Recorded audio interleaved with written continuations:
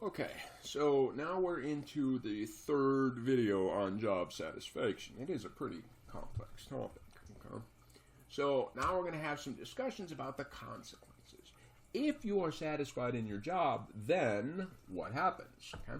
So what relationships hold true? Number one, is a satisfied worker a productive worker? Yeah, you know what? A meta-analysis found 0.59. Remember, a meta-analysis is a research study where you look at many other individual studies, bring them all together to find the bigger story that many different individual studies find.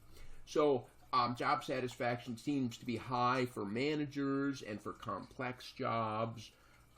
You find that job satisfaction is related to organizational citizenship behaviors. Remember, organizational citizenship behaviors involve things like there's many things, but helping coworkers or talking positively about your company in public. I mean, there's many organizational citizenship behaviors. We find lots of different individual findings. Satisfying jobs linked to fewer occupational injuries. Okay. Job satisfaction seems to predict customer satisfaction, productivity, profit, safety, retention. Look at this. Job satisfaction is, we said that one. Job satisfaction and performance. Gotcha. Satisfied employees. Yeah. Okay. But at the same time that it's related to all of these positive things like job performance, it's also related to the bad stuff, such as the withdrawal behaviors like absenteeism. And so only 28% of the time that people take off from the work is for an actual personal illness, right? And so clearly there is a relationship between job satisfaction and withdrawal behaviors. Okay.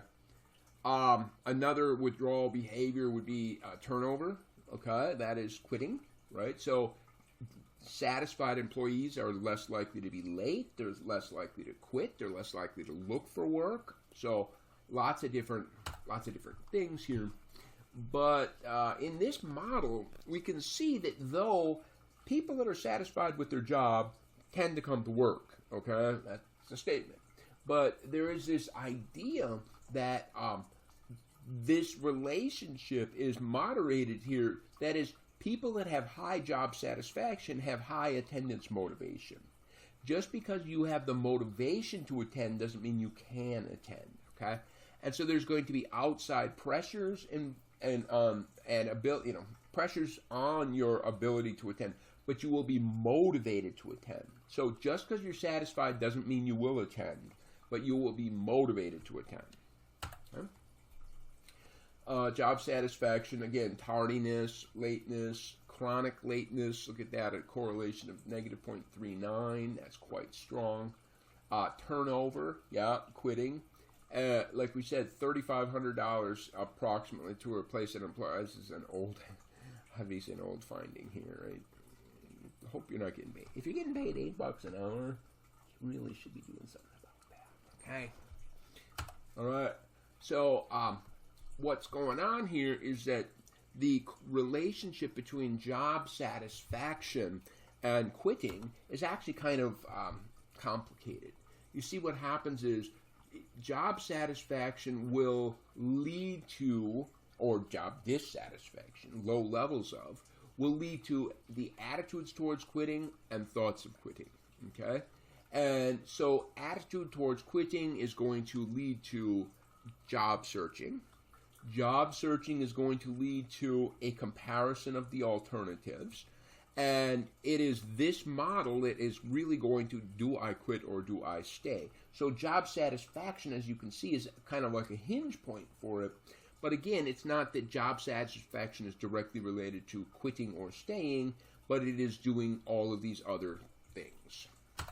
Okay? Clearly, job satisfaction is correlated with the counterproductive work behaviors. We know these things, stealing staplers, all right? Come on now, how many staplers do you need?